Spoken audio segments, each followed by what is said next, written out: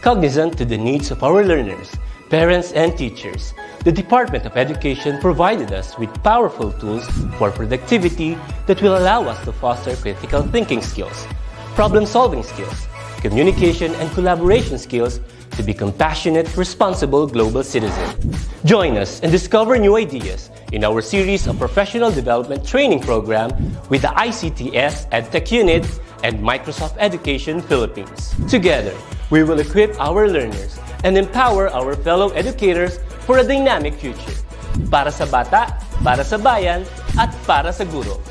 Sulong Edukalidad.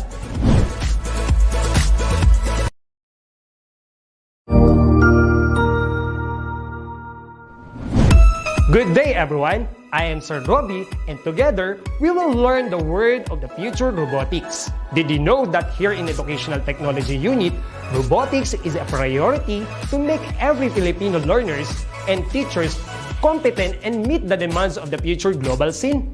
Wherein teachers, students, and parents who wanted to learn robotics is just a click away for free. Robotics is an interdisciplinary field which integrates computer science and engineering. It involves design, construction, operation, and use of robots to assist human activities. Are you ready for this transformation? Soon in ICT's Educational Technology Unit. Come and join us and love the future para sa bata, para sa bayan, at para sa guro. Sulong Edukalidad.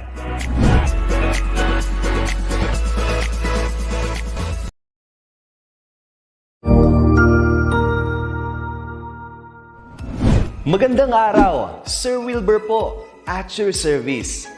Narito ang ETUlay upang gabayan ka sa inyong pag-aaral upang lubos na maunawaan ang iba't ibang paksa o subject. Ang ETUlay ay isang free online tutorial class na pinangungunahan ng ICT's Educational Technology Unit sa pamumuno ni Undersecretary Elaine Del B. Pascua. Ang programang ito ay hindi lamang para sa mga bata, kundi ito rin ay magsisilbing gabay sa mga magulang at mga guro kung paano nila ituturo o gagabayan sa bawat asignatura ang kanilang mga anak o mga estudyante. Sa kasalukuyan, ang self-learning module mula sa rehiyon ng Calabarzon at kilala sa tawag na Pivot ang ginagamit sa ating ETUlay online class. Kaya ano pang hinihintay ninyo? Ihanda na ang inyong mga ballpen o lapis, papel o kwaderno at samahan kaming itulay ang pagkatuto para sa bawat batang Pilipino. Sama-sama tayong magtutulungan para malampasan ang mga hamon sa panahong ito. Halina't matuto kasama ang inyong online tutor sa oras na ito.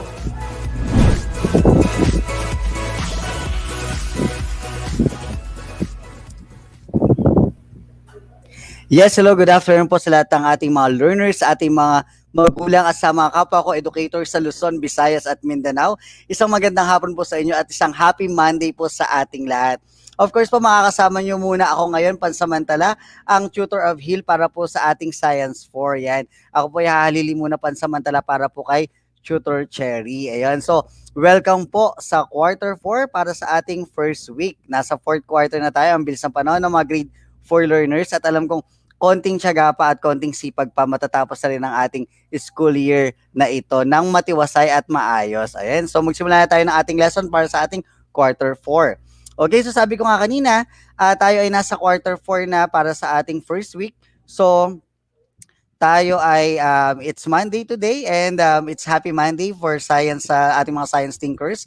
And tayo ay nasa Science 4 para sa ating Week 1. At ang pag-usapan natin ngayong hapon, mga grade 4 learners, ay tungkol sa types and characteristics of soil. At muli nga, sabi ko, kanina ay ako ay humalili lamang sa ating Tutor Cherry na ngayon po ay medyo may ginagawa lang na mahalaga para sa DepEd TV naman. So wag natin kalimutan na i-like at i-share ang ating Facebook page para sigurado mas marami pa tayong makakasamang grade 4 learners ngayong hapon na ito.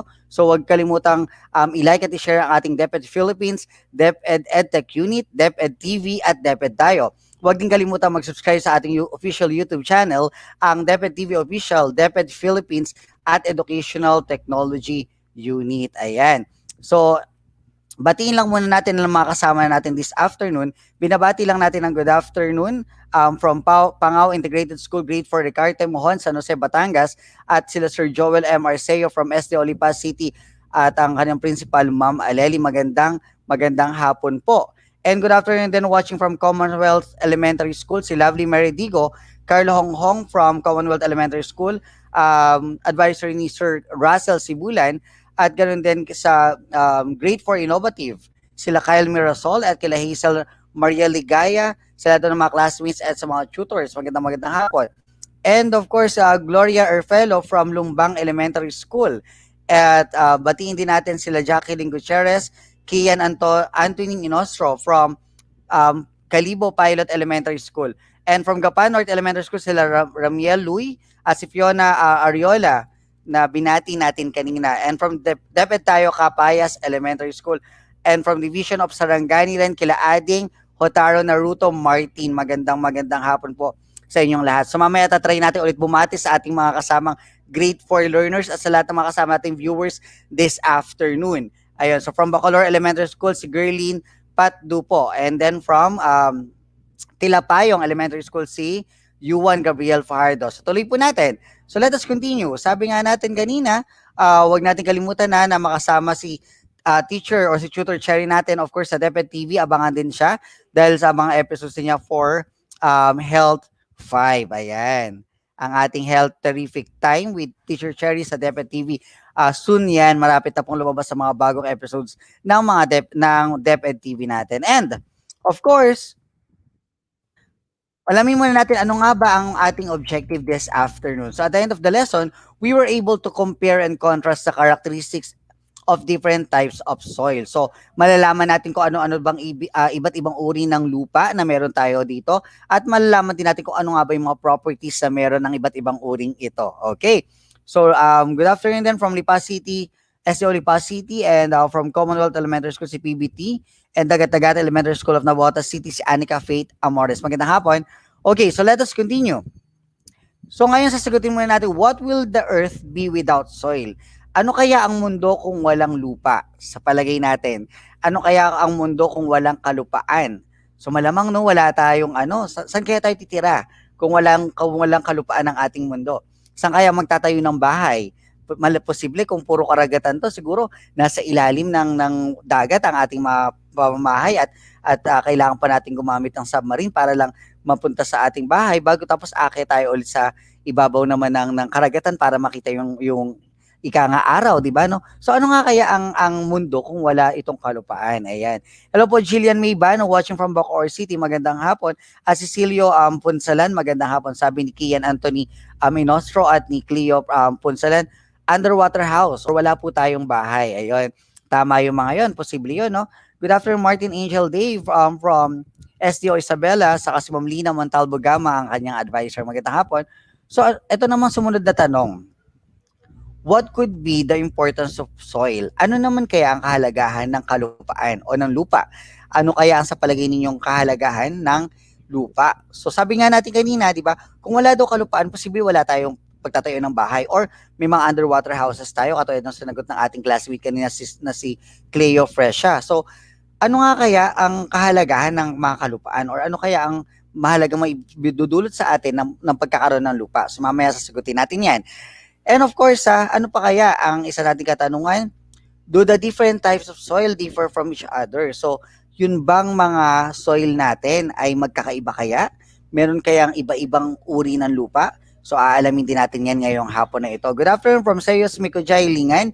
At sabi ni Cleo Fresha, dito tayo nagtatanim. Ayun. Ang kahalagahan daw ng lupa ay din daw tayo nagtatanim. Sabi naman ni Fiona Ariola, mahalaga po ito para magtanim ng halaman o mapagtayuan ng bahay. Okay, that is correct. Very good. Hello, watching from DepEd CLSU LM Lab Schools, Muñoz, Nueva Ecija, si Vian, Hermione, Angeles, at si Ramiel Lui. Hello, magandang hapon. Okay. So let us continue. Sabi, soil, its types and characteristics. So let us define first what is soil. Alamin muna natin kung ano nga bang kahulugan ng lupa. So soil is the material where plants grow and which provides them with physical support, water, and nutrients. Soil covers most of the land part of the earth. So basically kapag sinabi natin na soil, ito nga yung karamihan na nagko-cover sa kalupaan, of course, because of the lupa ng ating mundo. At basically, ang soil naman natin ay dito naman, sabi nga, tumutubo yung mga halaman kung saan din nakakapag-provide dito ng physical support, can be water or nutrients to our plants. And same with 'di ba, kapag meron tayong mga, alam niyo yung mga bukal ganyan, 'di ba, pag sabing bukal minsan nagagaling siya sa lupa. And then bakit kaya nagkakaroon ng tubig? So basically, 'di ba, sila kasi yung nagko-cover din ng mga bukal natin na yon, and then may mga nutrients tayo nakukuha doon at meron tayong mga nakukuha minerals din doon, okay? So sabi, we can have food source, sabi ni Kian. Dito tumitira ang different organisms, sabi ni Emily. Good afternoon. Kailangan po natin lupa, sabi ni Samantha. That is correct. And then, so yun yung mga sagot ng ating very good, that is correct, no? So basically po yung lupa natin, sabi nga, dun tayo lago ng mga halaman natin, and then pwede nating tayuan din ng mga bahay. So basically, dun nagkakaroon ng mga physical support. Kasi nga kung wala tayong kalupaan, hindi naman tayo pwedeng lulutang lang basta. Though we have the water plants, pero hindi naman pwedeng lulutang lang yung mga like sa yung bahay nga natin nakalutang sa karagatan or kung saan man. So napakahalaga ng ating soil o ng ating kalupaan. So now, so yan, nakikita nyo sa ating screen yung mga pictures, no? So ito yung mga uri ng lupa na iba-iba. Kung mapapansin niyo, kulay pa lang magkaiba na. So isa sa mga pag-uusapan natin ngayong hapon yan, yung pagkakaiba ng mga lupa. Ano-ano ba yung pagkakaiba nila at ano-ano bang uri ng lupa meron tayo sa ating mundo. Okay. So what are the types of soil? So soil type differs in, number 1, color. Sabi ni Cleo, kailangan natin lupa para sa mga hayop at pagkain tinatanim. That is correct. So soil type differs in color. Para mapagtanim, makakain tayo para sa mga hayop, para mabuhay. Sabi ni Shaima Gablines. Thank you, Shaima. So soil type differs in texture as well. Soil types differs in odor and its ability to hold water. Sabi ko nga kanina, di ba, may mga nagbibigay ng bukal, pero meron din kasing parang buhaghag yung lupa na parang hindi niya mahahawakan ng mabuti yung tubig, ika nga. So, sabi daw sa kulay, nagkakaiba-iba yung kulay, nagkakaiba yung texture. Kapag sabing texture, kung ito ba ay rough, or makinis ba, or magaspang ba. Odor, ito ay nagkakaiba rin sa amoy. At sabi nga natin kanina, yung ability to hold water, kung ito ba ay sumisipsip ng tubig o hindi siya sumisipsip ng tubig. So mamaya-maya ipapaliwanag natin mas malalim ang iba't ibang uri ng ating soil. Ayun. Watching from Pilila Elementary School si Princess Heidi, and from Zamboanga del Norte, Mila Ponce, magandang hapon. Ayan. Sir, tambak na modules ko po. May, kaya yan. Kaya naklaban lang, ha? Ayan. Good afternoon from 4 ilang si Rio Michida and si Hazel Maria Ligaya. Magandang hapon. Okay. Now let us continue. So what are the types of soil? Some soils are good for planting while others are not. Meron siya sabi, di ba, na itong lupa na to mataba. So ibig sabihin, ito yung mga magagandang lupa para sa taniman. Pero meron siya sabi naman na itong lupa na to hindi masyadong magandang taniman. So there are some soils that are good for planting while there are other soil that are not good for planting. So iba-iba rin kasi nga ng uri ng lupa yan. Depende kasi sa lugar, depende rin sa kung ano yung nutrients at mineral na meron ang ating lupa, kung ito ba'y makakabuhay ng halaman o hindi rin. Ayun. So from Macabebe High School, Crystal B. Santos, magandang hapon. Yuan Gabriel Tilapayong Elementary School, and from Palua Elementary School sa Celia Tejada Martinez, magandang hapon. So let us continue. So we are the types of soil here and the common characteristic. Number 1, we have type of soil which is what we call clay. Yung clay, yung parang, alam naman natin yung clay, di ba? Yung mga laruang clay, parang ganun yung texture niya, yung medyo malagkit, okay? Particles ay tightly packed together. It can hold much water and become sticky when wet. So, sabi ko nga kanina, habang nalalagyan siya ng tubig, mas laging nagiging malagkit siya, okay? Tapos, it made up of very fine particles of rocks. This soil can be used in making paths. So, yung mga clay natin, yan sabi ni Ramiel Louie, yan yung putik po. Yeah, that's correct. So, para siya putik, no? So, yung mga clay natin, it is very good to create a pot, yung mga clay pots na tinatawag, yung mga paso natin. Bakit kamo? Kasi once na hinulman natin to and then inayos natin with water, tapos with the proper temperature na ginagawa kapag gumagawa sila ng mga paso, so mas madikit kasi siya, mas nagiging intact siya. So dahil doon, nagiging mas matibay siya at mas nakakabuo siya ng figure kasi nga sticky yung pinaka-texture ng lupa na tinatawag na clay, okay? So yun. Pitik po. Pitik is clay. Yes. Sabi na, thank you po. Yes. Thank you, Hazel, and thank you, Ramiel. Pitik is clay sa Tagalog. Maraming salamat. And then watching from Maitim Second Elementary, si James Philip Buldalian. Yes, okay. And from Butuan City North District, Cabcabon ES, Angela Gorgora and Kian Aison from Caloocan ES, SDO Santiago City. Ayun. And then sabi ni Shaima, mabato rin po. And that's correct, no? So, yun, kaya yun yung ginagamit na panggawa ng ating paso. Next, let's have another one. Yung tinatawag nating loam. So what is a loam? Okay? Loam it is a mixture of sand and clay. So ito naman yung pinaghalo na buhangin sa putik. Okay? So yung loam natin, buhangin at putik. It contains a large amount of decaying plants and animals. It has a fine texture. So kumbaga mas pino siya. This soil can hold enough water and oxygen which are needed for plant growth. So ibig sabihin, yung loam soil na tinatawag natin, ito naman daw yung mga magagandang lupa para naman sa ating taniman. So, if you will notice, ito daw ay kombinasyon ng clay at ng konting buhangin. So, meron siyang fine texture, kumbaga pinong-pino. Dahil kung tutuusin natin, kung meron siyang konting buhangin at meron siyang konting clay, pinagsama mo yan, di ba magiging sticky siya, tapos yung nutrients naman niya, mas okay kasi nag-hold siya ng water. Kumbaga, ang hino-hold niya yung water at the same time, dahil medyo buhagag nga siya, dahil pino siya, na-disperse rin yung mga hindi kailangan na tubig. Okay? So sabi ni nila, Mika Mariel, loam is for plants. Yes, that's correct. Ruth Michelet, watching from Bayan Elementary School, SDO Bacor, Cavite. Fertilizer po ang loam. Loam for plants. That is correct, no? So, tamang-tama ang loam soil natin para sa pagpapatubo ng ating mga halaman. That is correct. Kay Chloe and Mika Mariel and lovely Mary Digo, Hazel, Anika, that is correct. Okay. Now, let's have our third type of soil. Ito naman yung tinatawag nating sand. Okay, so what is sand? Sand is, there are particles are coarse and loose, and it's easy to dig. This soil is not good for growing plants because it cannot hold water well. So ito yung mga, di ba pag nagdadagat tayo, susubukan natin, di ba yung, pag kumuha tayo ng buhangin, tapos ilagyan natin ng tubig, di ba bumabagsak kasama ng tubig yung ating buhangin? So hindi siya nag-i-stick doon sa ating lupa o doon sa ating buhangin. Yes, hello, Timothy Joseph Martinez, magandang hapon. Yun, that is correct. Buhangin, Ruth Michelet, that is correct, tama.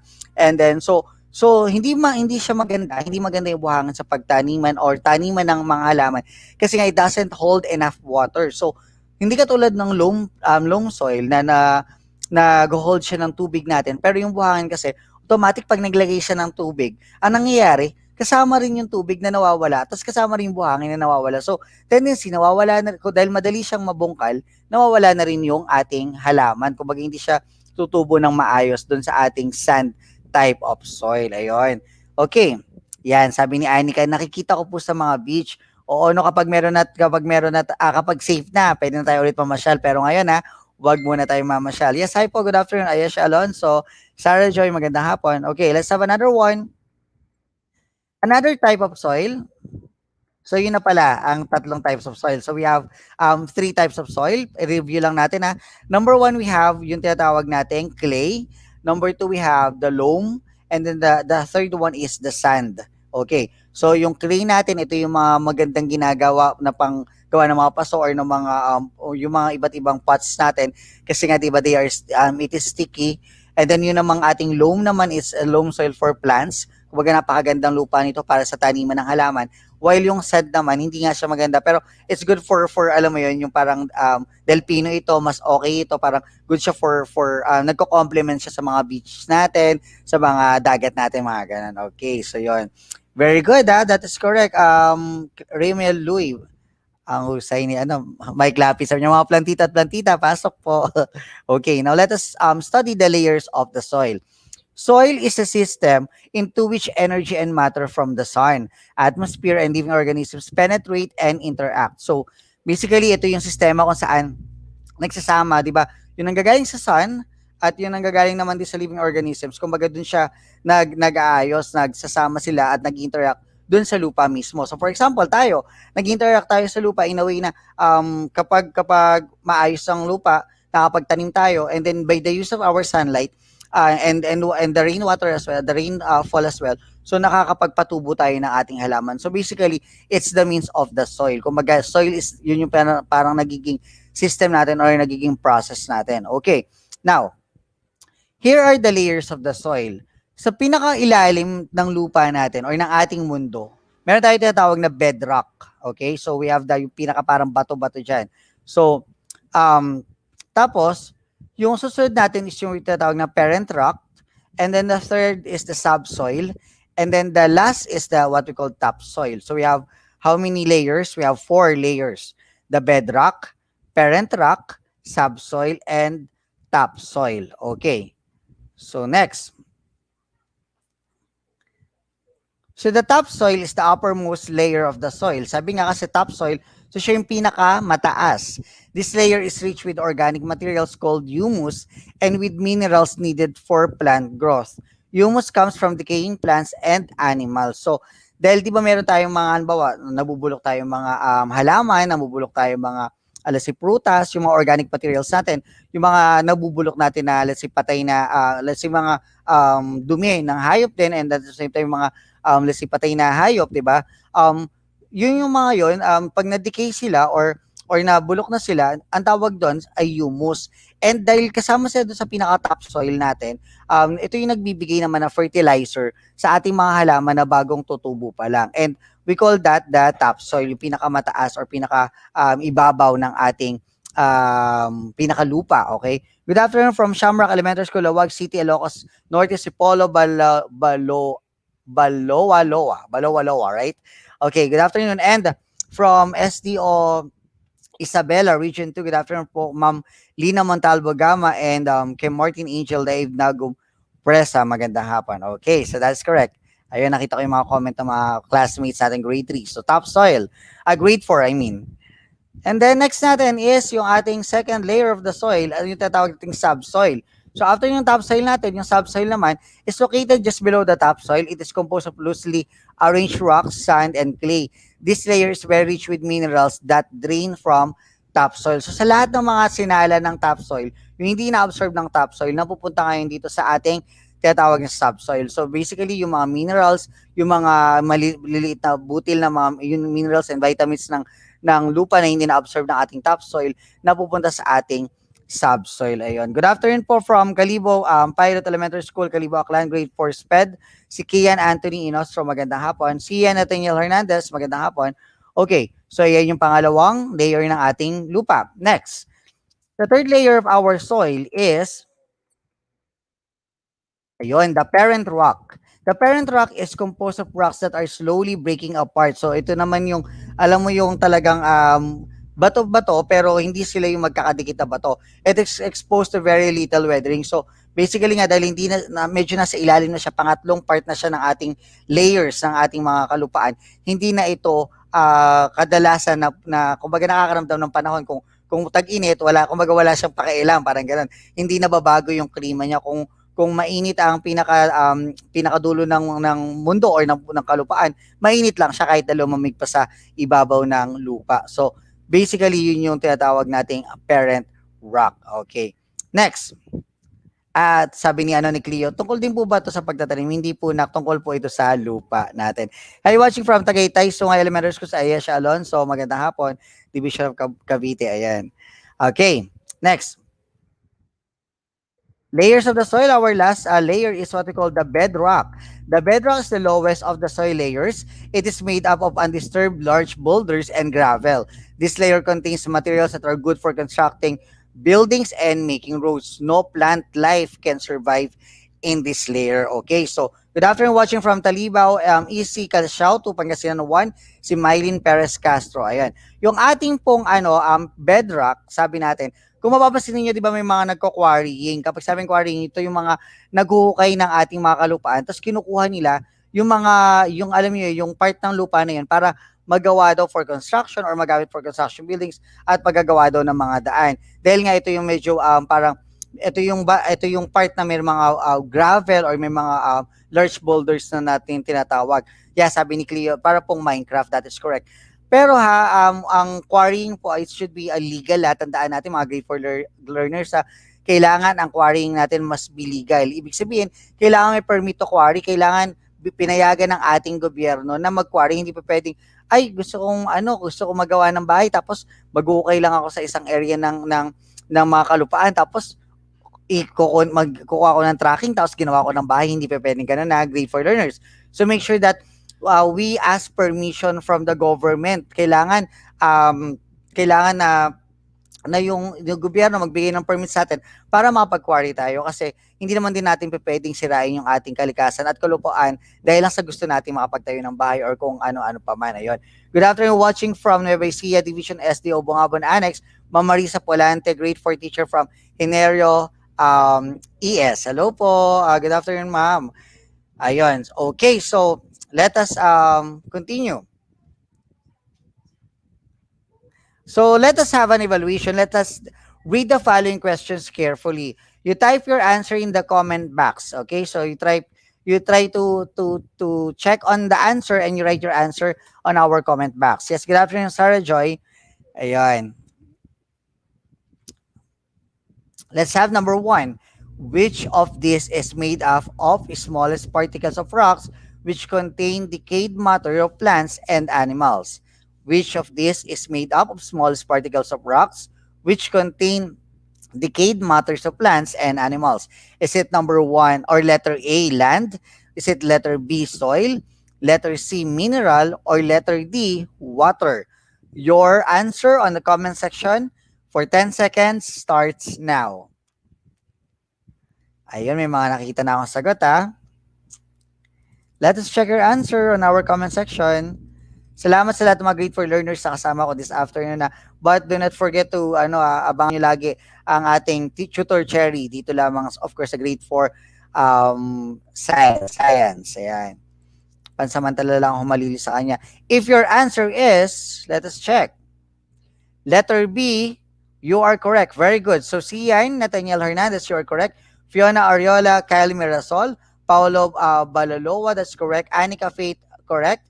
Shaima, Fiona, Kyle, Sia, Nathaniel, Kian, Hazel, Lovely, Martin, John Paolo, Johnny Lee, Martin, Rio, Anika, Carl, Honghong, Fiona, Lexer, Mika, Ron, Yuan, Martin, Samantha, Mikerji, Lovely, you are all correct. Very good. That is correct. Now let's have another question.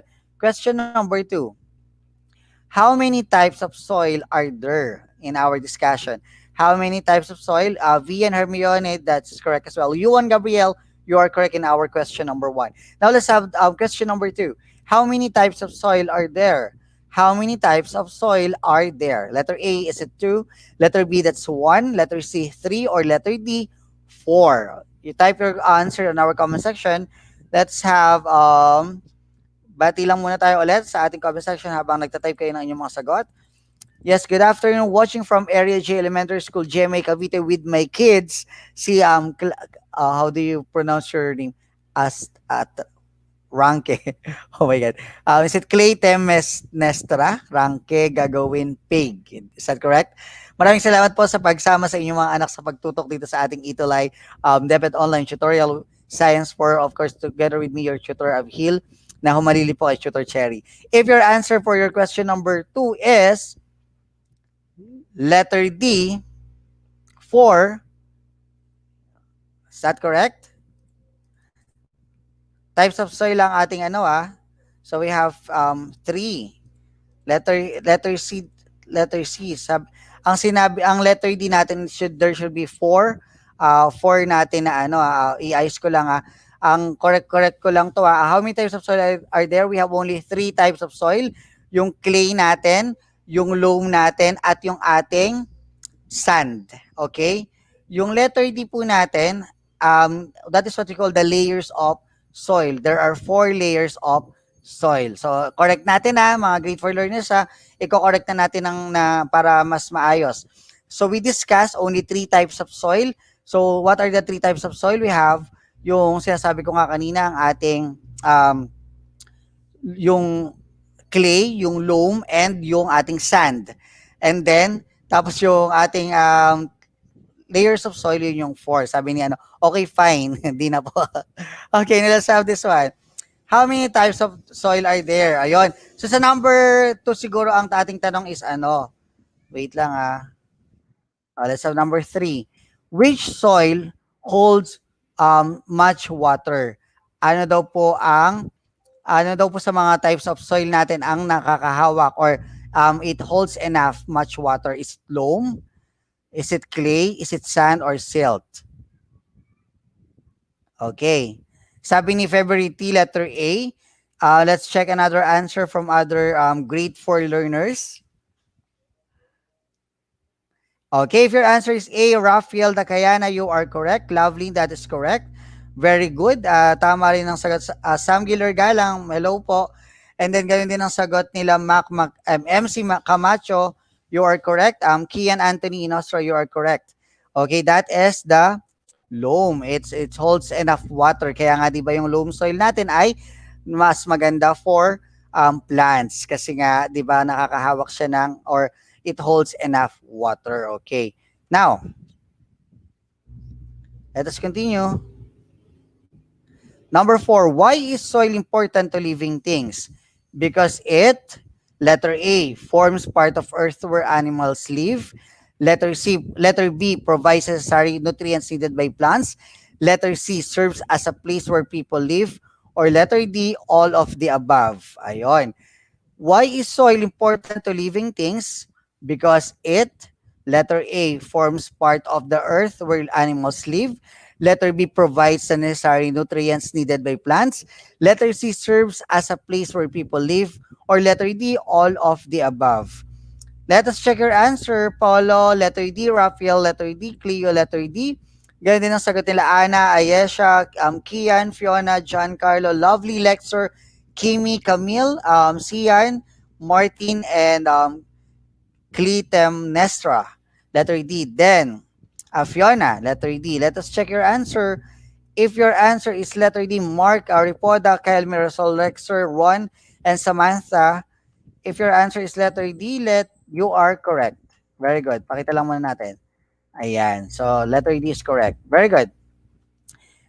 Okay, now let's continue. Let's have another evaluation question. Which of the soil type is good for making pots? Which of the soil type is good for making pots? Is it letter A, clay, letter B, loam, letter C, soil, or letter D, silt? Okay, let us check your answer. Okay, sa Mika Mariel Bernardo, number 5A, Kian A, Martin A, Maria A, John Paula A, Kath A, Cian A, Rafael A. So, puro A ang kanilang mga sagot sa ating comment section. Okay, let us check if your answer is correct. Tingnan nga natin ang ating mga sagot. Okay, that is correct. Ramil Uy, that is correct. The answer is letter A. Ayesh Alonso, Lexer, you are correct. Vian Hermione, you are correct. Wio, Fiona, Kate, Chloe, you are correct. And Kyle Mirasol, Miguel G, Angela, and Seos, Mikolai. Anika, Kate, and si Clytemnestra, Sam Giller, Ian, si Pivery, Camille, and Ron, Ashley, you are correct. That's correct. Now let's have question number 6. How does decayed organism like plants and animals make soil fertile? How does decayed organism like plants and animals make soil fertile? Is it letter A, change its color? Letter B, enhances color? Letter C, makes the texture finer? Or letter D, add nutrients to the soil? What is your answer? Hello po, Princess Heidi, magandang hapon. Fiona, hindi ako si tutor Jester. Ako si tutor Avhil. Ayan. Okay, so let us continue. Letter D daw ang sagot nila Camille, ganun din si MC Camacho, ganun din ang sagot ni Camille, ni Via, ni Lexer, ni Yuan, ni Sam Giller, ni Mariam, ni Den, ni Lexer, ni Ron, ni Carl. Okay, hello Marcia Navarra, executive producer namin, napakaganda at napaka-smart. Magandang hapon, thank you for watching. Okay, si Pivery, si Seos, si Cleo, si Camille, at si Lexer, at si Ramil. If your answer is letter D, you are correct. Very good. John Lester, you are correct. Galing ha. Kate, Ron, Mark, very good. Now let's have question number 7. What type of soil do you usually expect in a shoreline? What type of soil do you usually expect in a shoreline? Is it letter A, clay, letter B, loam, letter C, sand, or letter D, A and C? Ayan, let us check ha. Is it letter D kaya? Or is it letter A kaya? Or letter B or letter C? Let us check your answer. Sabi nila John Paulo Alacas, letter C. Si Lexer, letter C. Camille, letter C.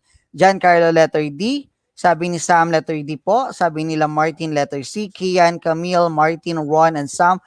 Honestly, the correct answer for this one is letter C, sand. That is usually expect in a shoreline. However, mga grade 4 learners, makakakita rin tayo minsan ng clay sa shoreline. Bakit? Meron kasing part ng dagat natin na medyo parang maputek. Alam mo yung may buhangin, tas may putek. So, it can be letter D, A and C, or it can be letter C. However, dahil ang question natin dito is what type of soil do you usually expect in a shoreline? Ano ba ang inaasahan mong uri ng lupa na makikita mo sa tabing dagat?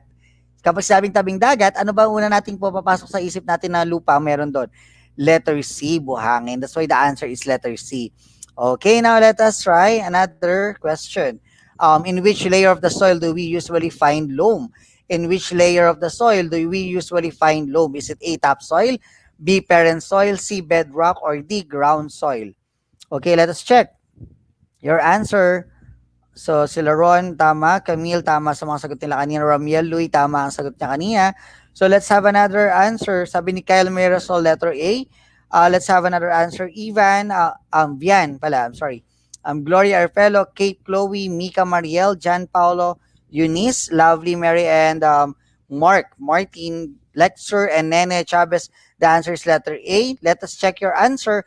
If your answer is letter A, you are correct. Very good. That is correct. Now let's have another question. Okay, so that's our last question para for the evaluation. Maraming salamat. And by the way, congrats sa ating terrific Cutie of the Week last week, sa ating last week para sa quarter 3 kay Ron Michael D. Arañas from Flores Elementary School, Antipolo City. Maganda. Congratulations sa'yo, anak, at pagbutihin lamang ang iyong pag-aaral. Okay, now, if you wanted to be featured on our next episode, be a terrific learner here on ETUlay, so do not forget to send your video or picture while watching ETUlay with your name and name of your school and send it to the following account. So pwede kayong mag-send kay Tutor Cherry sa www.facebook.com/mamcherrylapeña or sa kanyang Gmail sa teacherlapeña@gmail.com. And habang meron pa tayong time, bumati lang muna tayo. Hi po, watching from Tagaytay Sungay Elementary School, Division of Cavite. Always watching ETUlay sa Ayesha Alonso. Magandang hapon. And good afternoon, Tutor Maria Felisa. Magandang hapon. And yun, maraming salamat sa ating mga nakasama this afternoon, ha. And do not forget to like and share ang ating mga DepEd Facebook pages para naman siguradong mas marami pa tayong classmates sa mga kasama every Monday to Friday dito sa DepEd Online Tutorial. So do not forget to like and share our Facebook pages, ang DepEd Philippines, DepEd Edtech Unit, DepEd TV, at DepEd Tayo. At huwag din po kalimutan mag-subscribe sa ating official YouTube channel, ang DepEd Philippines, ang DepEd TV Official, at Educational Technology Unit. At huwag niyo pong kalimutan i-hit ang bell para masiguradong updated tayo sa mga information and updates na programa ng ating kagawaran ng edukasyon. Muli po maraming salamat sa inyong lahat na nakasama ko ngayong hapon sa ngalan po ni Tutor Cherry na makakasama nyo next week. Ako po yung Tutor Abhil. So standby lang tayo mga grade 5 learners dahil susunod na po ang ating Science 5 maya-maya lamang. Ayun. Good afternoon po to my teacher, Ma'am Teresa Asinto, Gapan North Elementary School, Central School. At ganun din, batiin natin yung kaninang lumampas na, sorry bago tayo lang kasi kanina pa siya nagpabate.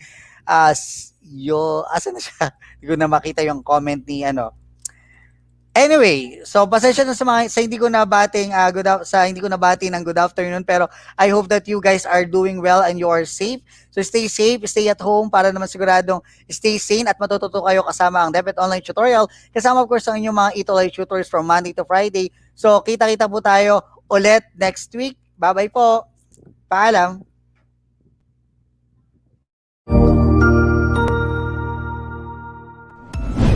Sigurado ako na marami ka na namang natutuhan sa ating ETUlay tutorial session ngayong araw.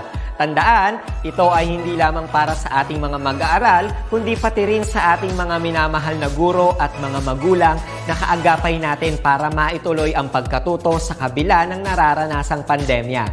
Patuloy ding sumubaybay sa DepEd TV para sa mga araling ginawang video episodes. Mapapanood ito mula Lunes hanggang Sabado, alas 7 ng umaga hanggang alas 7 ng gabi sa inyong mga telebisyon. Abangan bukas mula alauna ng tanghali ang iba pang aralin sa ating ETUlay free online tutorial session sa English. I-like and subscribe at manatiling nakasubaybay sa ating ETUlay tutorial session sa DepEd Edtech Unit FB page at Educational Technology Unit channel sa YouTube at sa DepEd Tayo at DepEd Philippines social media accounts. Paalam!